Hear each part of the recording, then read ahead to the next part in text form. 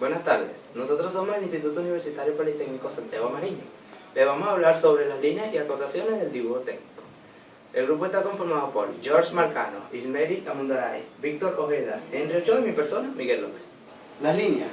En el dibujo técnico son empleadas los diferentes tipos de líneas de acuerdo con el propósito. Cada una de ellas tiene su razón y significado, así como su clasificación establecida por el reglamento del dibujo técnico, para que éstas sean de fácil y universal comprensión para todo arquitecto o ingeniero. Se califican por su grosor y uso, como gruesas, medias y finas.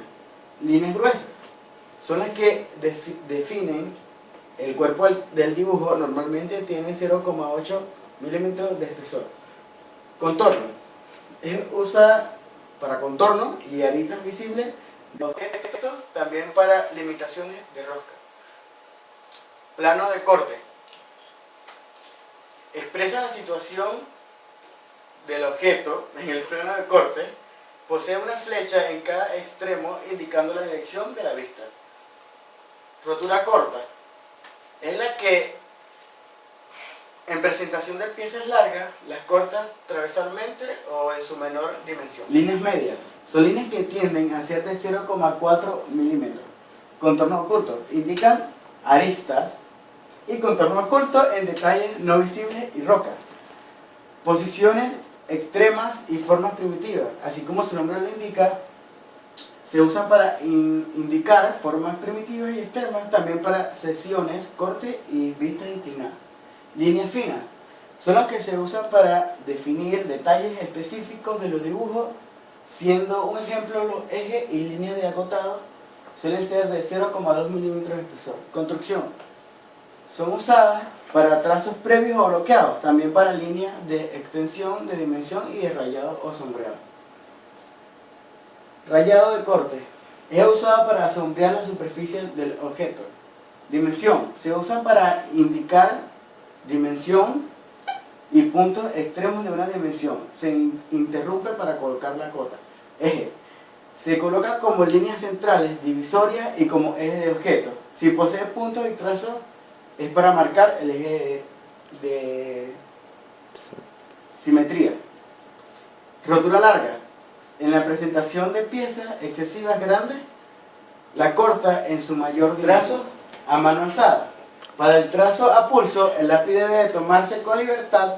Para ello no debe tomarse cerca de la punta, sino un poco más arriba, a 3 centímetros aproximadamente. Las líneas verticales se trazan de arriba hacia abajo con un movimiento oscilatorio de los dedos de una serie de trazos continuos y firmes. Líneas horizontales se trazan de izquierda a derecha con un movimiento de muñeca para las líneas cortas y del antebrazo para líneas largas. Todas las líneas curvas se trazan de un solo movimiento y en sentido de las manecillas del reloj, realizándolas primero con un trazo ligero para luego delinearlo con una presión y precisión, corrigiendo la dirección del trazo inicial. Aquí la pongo. Acotación. Una acotación es la medida de una característica de un objeto, la cual deben ser especificadas en un dibujo técnico.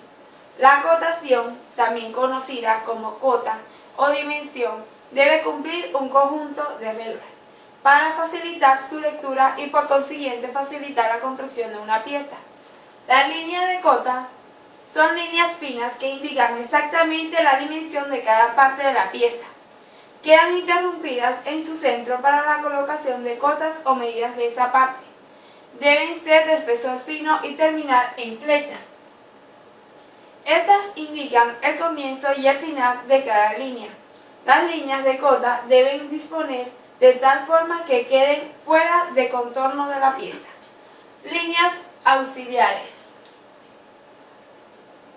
son líneas continuas que partiendo del objeto limitan el espacio a acotar. Se trazan perpendicularmente a la línea de cota, sobrepasando en 1,0 milímetros si la línea de cota es muy corta para poder ubicar las dos flechas.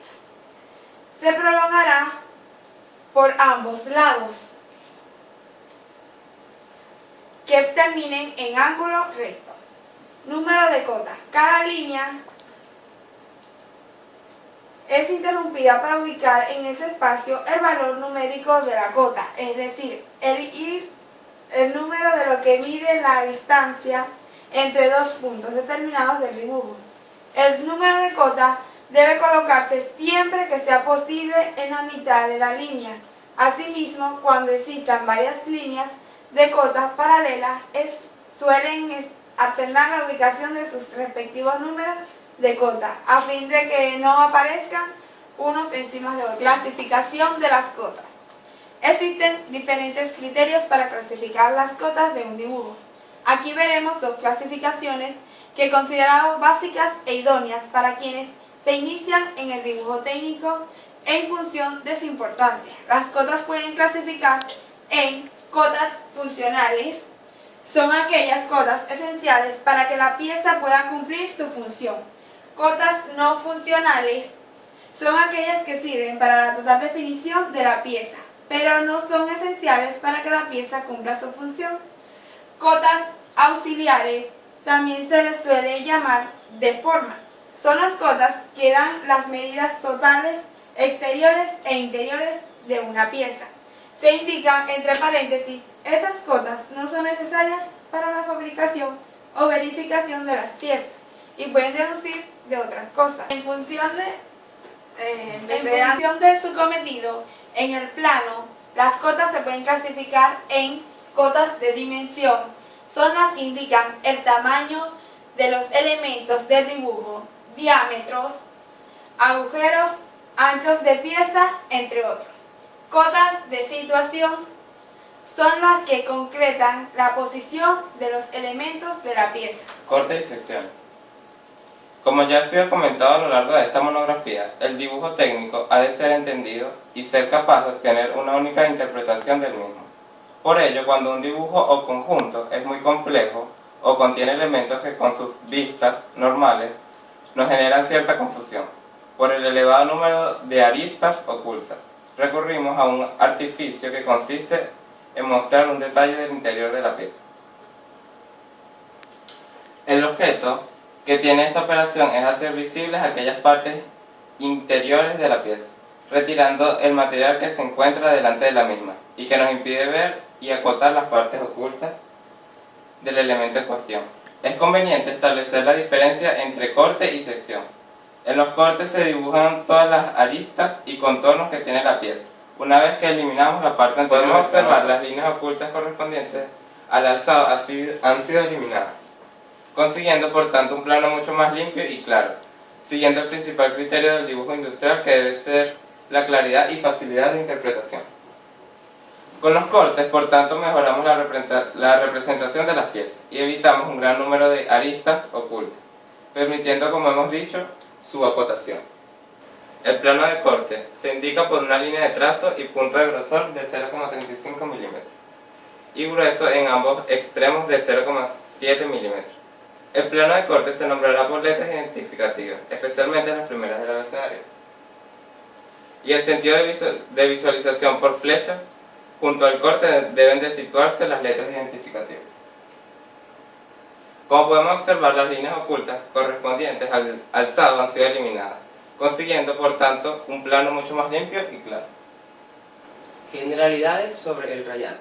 El rayado se utiliza para resaltar las secciones en los cortes. La línea utilizada será continua, fina y formará con los ejes o líneas principales un contorno de 45 grados, como lo podemos observar en estos gráficos. 45 grados en forma paralela en cada de sus tres gráficos. Esta no debe de coincidir con ninguna de las aristas del dibujo. La separación de las líneas debe de ser a una proporción de tamaño en la zona rayada de 1 a 3 milímetros. Las diferentes secciones de los cortes o de una misma pieza se rayarán de manera idéntica. El rayado en los planos del conjunto o de las piezas diferentes yuxtapuestas, cada pieza debe llevar un propio rayado. Esto los distinguimos por la distancia que existe entre las líneas o por la inclinación de su rayado. El intervalo entre las líneas del rayado se escoge en una función de tamaño a la superficie a rayar. Se recomienda un espacio mínimo de 0,7 milímetros. Para la superficie grande, el rayado puede reducirse de una zona rayada que siga el interior y el contorno de toda cortada. Elementos que no se seccionan ni se cortan. Aquellos elementos cuya longitud es sensiblemente mayor que el resto de los elementos, al ser seccionados por esta dirección, no se rayan, salvo que existan algunos de los elementos con chavetero, roscas o que tengan algo en el interior. Para poder definir la profundidad del taladro del interior, hemos realizado una rotura y hemos aprovechado esta vista para la profundidad del chavetero. Los que tienen como función unir o fijar partes por el conjunto tales como tornillos, arandelas o remaches. En los engranajes, los dientes no se seccionan aunque el plano del corte pase por ellos. El diámetro primitivo y se representará por la línea del trazo y de los puntos en el diámetro exterior e interior por cada línea que es continua, como se observa en dicha. Secciones de espesor reducido. Las secciones de espesor reducido, como placas y perfiles, entre otras, no se rayan ni pueden ennegrecerse por completo. Entre varias secciones antiguas, ennegrecida, se dejan varias aristas en blanco. Se recomienda en un espacio mínimo de 0.7 milímetros. Como se ve en esta imagen, la imagen no está totalmente ennegrecida, sino que tiene rayas blancas denominadas aristas que tienen un espacio de cada una de 0.7 milímetros. Corte total con un solo plano. Plano de corte coincidente con el de simetría de la pieza. No se indica el plano de corte porque es evidente, como se muestra en esta imagen, que la línea de corte se ve simplemente. O no coincidente, o que quiere decir que no tiene simetría con el plano de corte. El plano de corte es paralelo al plano de proyección. Corte con plano paralelo.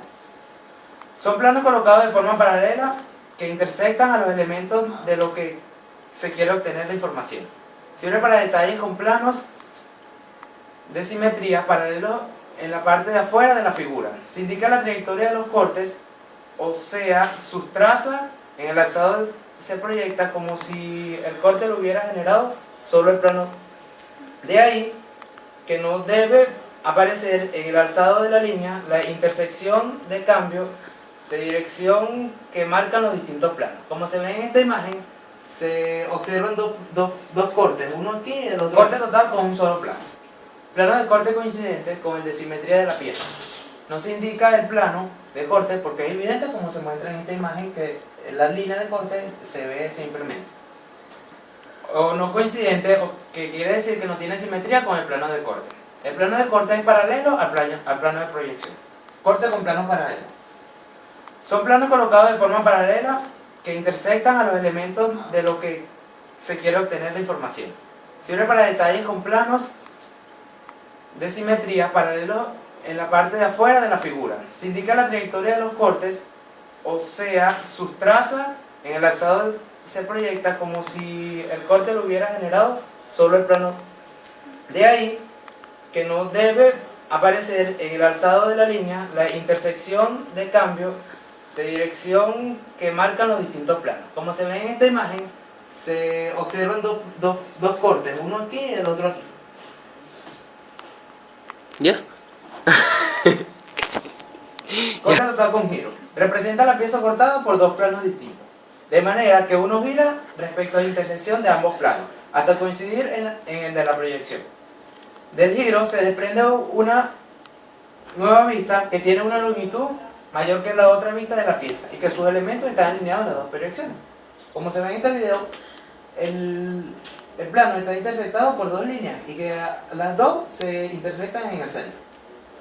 Corte de 90 grados semicorte. Suele ubicarse en las piezas vueltas simétricas y cuerpo de revolución en el que queda claro cómo es la pieza, eliminando un cuarto de la misma. De esta forma, en el alzado aparece la mitad de la pieza cortada y la otra mitad en el exterior de la pieza.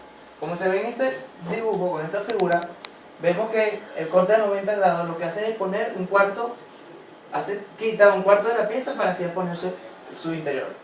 Muchas gracias.